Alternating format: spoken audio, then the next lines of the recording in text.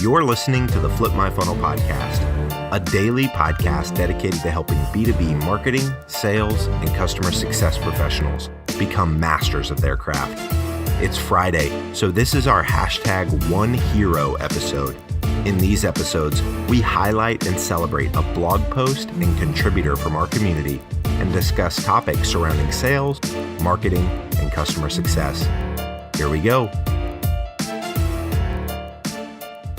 Hey everyone, and welcome back to the Flip My Funnel podcast. My name is Caitlin Lutz, and I'm so excited today because we have Derek Grant. He's the VP of Sales at Sales Loft and an ABME winner. Whoa, you're excited. I'm excited. I'm excited to be here. This is incredible. What a great event. I mean, this space is incredible. Flip My Funnel is going to be huge in Boston. It's very, very cool, and I'm honored to be here. Well, we're so grateful to have you here. So, Derek, last night won an ABME for Best Sales Leader of the Year. So congratulations, Derek. Thank you very much. That was a great cast of people who were involved in the race with me, and so I was very, very honored. You know, I will say that as the sales leader of a team that has great sales and marketing alignment, marketing made me look really, really good on that, and I'm just really honored to have won. Yeah. Well, I mean, we would love to get into that. And, you know, this podcast, this episode is really around what makes a great sales leader. And for all the leaders out there, just in general, in leadership roles, how can you be a better leader? So my first question is, what are the qualities of a great sales leader? I think there's a certain amount of doggedness that's necessary for any great sales leader. They have to be, particularly in a startup, you have to believe that you can win regardless of the odds.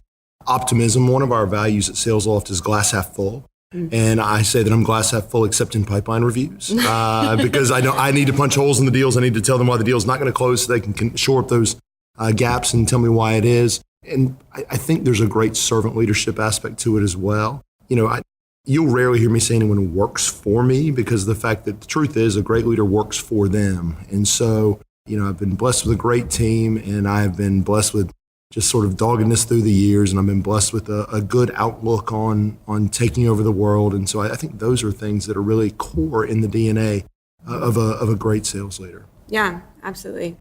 So, you know, those are the qualities of a great sales leader.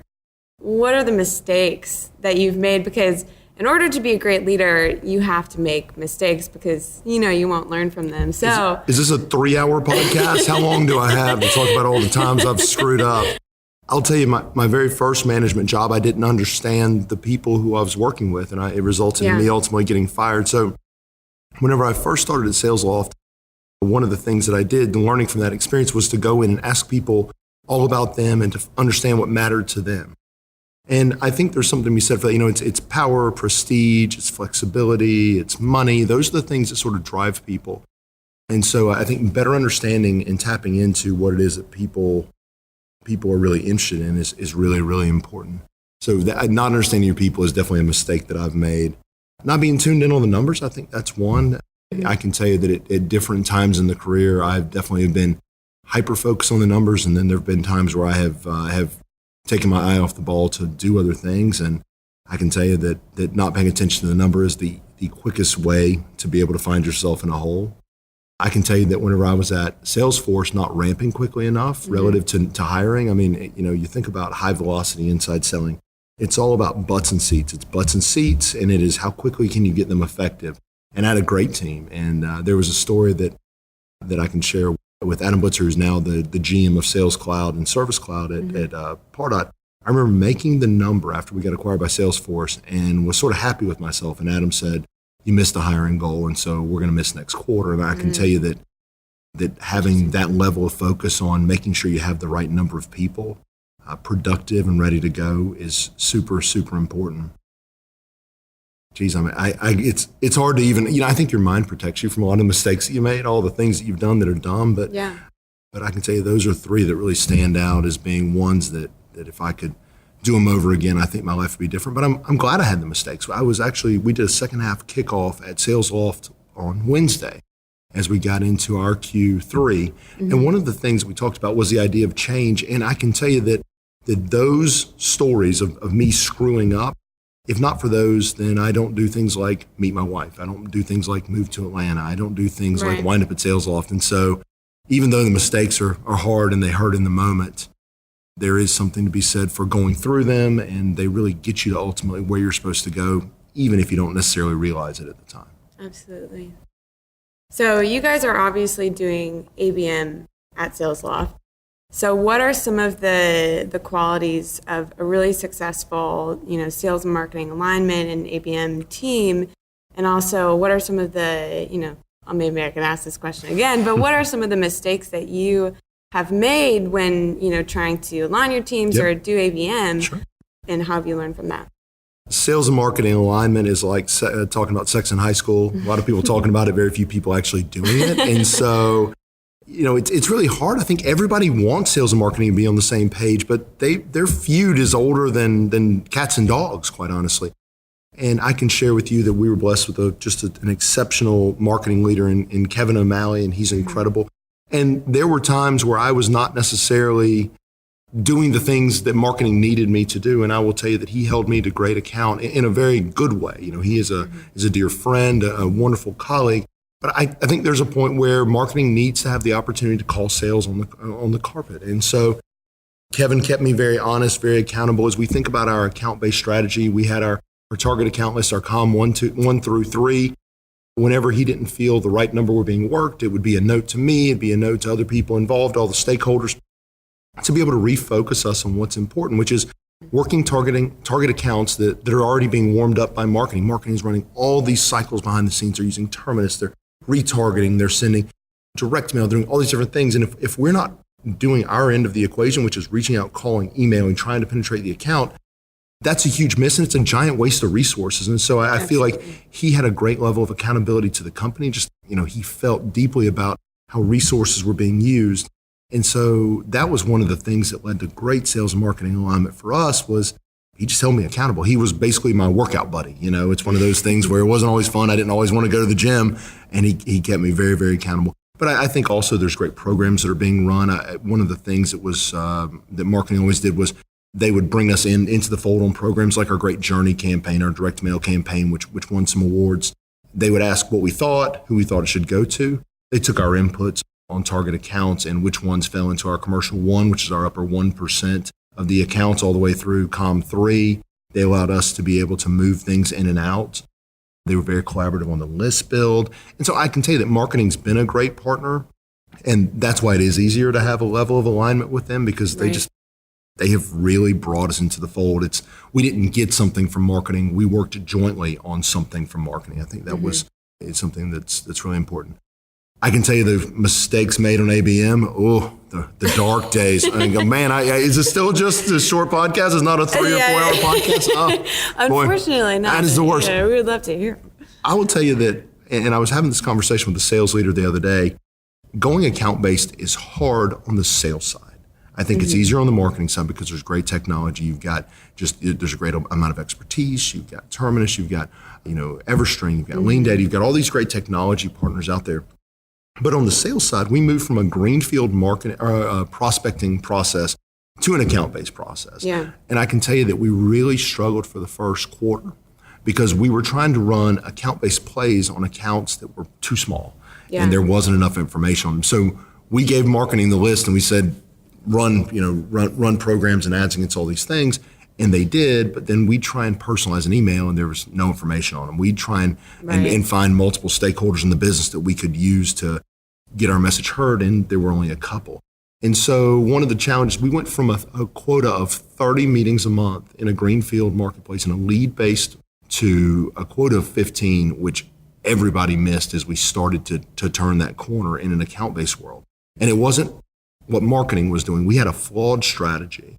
And so it was very, very difficult for us to keep the team together. We lost some people. I think people lost faith. They literally had gone from doubling this number to now doing less than half of it. Right. And so the thing I would share as a mistake that was made is it is hard. It is you're being targeted, you're being focused, and it doesn't always go super well. And I think the important thing is remember why you did it. It's keep the faith, and it's continue pushing. I can tell you that now, a year and a half later, those seem like very dark days, but they were very necessary. But now it seems like we have a really good feel for it. But anybody who says they're making the switch, it isn't going to happen overnight. It's just be realistic about that. And if you'll be realistic about that, then really good things will happen for you in the long term. Yeah. So how does marketing get buy-in from sales? Because it's hard to say, we're going to be doing account-based marketing and, oh, by the way, we're going to cut your account list in half. That's right. So, what do you say to your sales team when we're trying to get buy-in and saying, remember why we're doing this? What would you remember?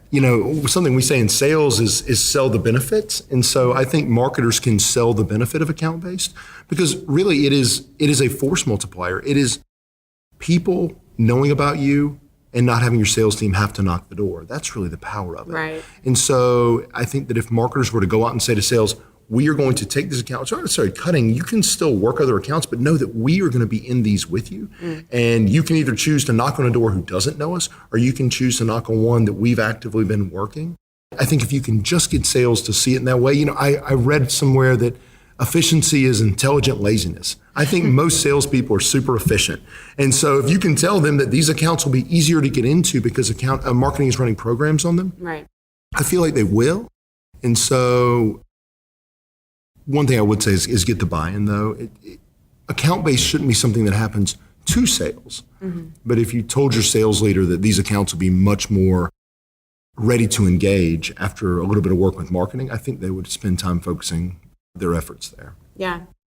Okay, so Derek, every Friday we try to do a fun fact for whoever the guest is. So please, what is your fun fact? Well, we were talking earlier about your family's travels when you were much younger. And so I guess a fun fact is that my very first job in sales, I had a 13-state territory in the Midwest. And so because of that, plus traveling I did as a software trainer, plus traveling recreationally, plus professionally, I've been to 43 states. How many have you been to? I have been to, I think, 41. Good Lord! All right, so I won. You won. I won, and I also won Sales Leader of the Year. This is awesome. I'm like on a winning streak. I'm on a hot streak right now. So I had the opportunity, and I would say a lot of those states you don't want to go to. That's the important part. No one's like, man, North Dakota, you did it. I can't wait to go to Montana. I know you guys have great readership and great subscriber base in North Dakota. So I'm sorry, North Dakota, I do love you. But I would say that, so you get to go that number of states by being forced into a territory where a lot of people don't want to go, and a lot of states that people fly over. But it sure was a lot of fun to get to do that. So that's my fun fact. That's awesome. So the last question that I have for you in this podcast is, what advice would you give to others in sales management, but just sales, in leadership roles in general? I would say as it relates specifically to account-based, it's trust. There was a guy at ExactTarget, his name was Les Greaves, and he was this old sage Yoda type of dude there. And when we got acquired in at Pardot, he told us one day, just in passing, to always assume goodwill. And so as you think about going account-based, when your marketing team comes to you with this and you don't know about it because you know traditional territory design or you know traditional kick the door in sort of go-to-market strategies, assume that they are there to help. Don't necessarily greet the idea of account-based with suspicion, but rather one of a warm embrace, and at least be open to the idea, because I can tell you it's fundamentally changed our business. It's changed we've seen our ACV go up. We've seen win rates go up. We've seen our ability to penetrate 15 out of 100 accounts on any given month. And so it really does change the game because you got everyone working together, but because it may not be something that the sales leader knows, I would say, greet it with open arms. I think that's a really important piece. And then from just an overall, what I would say to aspiring sales leaders is do it for all the right reasons. We just had a young man that we promoted up into a management position from a rep perspective. And I think if people go into leadership, not to be in control, but rather to serve, then there's so many great things that can happen for them. I can share with you that my life is truly better.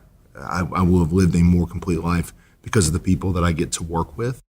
And it's because I've had the opportunity to help them. And I will tell you that they have always returned it in spades. The book, Men Are From Mars and Women Are From Venus, has the idea of the emotional bank account. And I think any good leader needs to invest daily in their people. They need to put a little bit in the bank account, just a little something here, a little something there. It could be a nice comment. It can be recognizing them for a job well done. It can be grabbing them for lunch. It really doesn't matter. It's truly making an investment in them, because there's going to come a time where you're going to need to make a withdrawal, whether that is calling them out publicly in a meeting, whether that is knocking them out of the way at a demo so that you can actually do it because you see that they're really letting it get loose, whatever it may be. And so you just continue to invest, continue to be good to people. And then when you do have to make a withdrawal, you won't find yourself bankrupt or overdrawn. That is probably the single most important secret to management success that I've ever figured out. And so, I think that it's something that we can all do. It doesn't cost anything to be nice, but it can really return multiples of the effort you put in. Yeah. And I can really see that from the way that your team talks about you. Even on Twitter, as you were winning your ABME last night, they'd speak super highly of you. I appreciate that. Yeah. So congratulations again on the Best Sales Leader Award, ABME, and thank you so much for coming on the show. Absolutely. I enjoy being here and looking forward to a great conference. You've been listening to the Flip My Funnel podcast. To make sure that you never miss an episode, subscribe to the show in your favorite podcast player. If you have an iPhone, we'd love for you to open the Apple Podcasts app and leave a review. Thank you so much for listening. Until next time.